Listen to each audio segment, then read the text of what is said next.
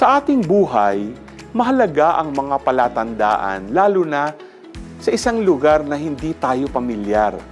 Lagi tayo naghahanap ng mga palatandaan na patungo tayo sa tamang direksyon. Sa gospel natin ngayong araw, naghahanap din sila ng palatandaan.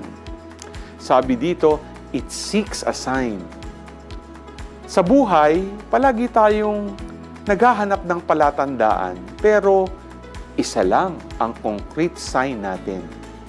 Ito ay ang pagmamahal ni Lord.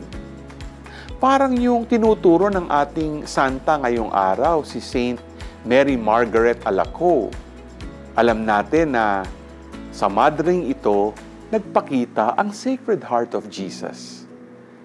Tinuturo rin sa atin na ang devotion sa mahal na puso ni Jesus ang isa ding concrete sign ng lubos na pagmamahal ni Jesus sa sangkatauhan.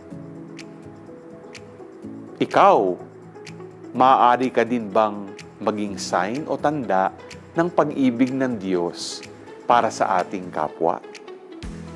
G ka ba?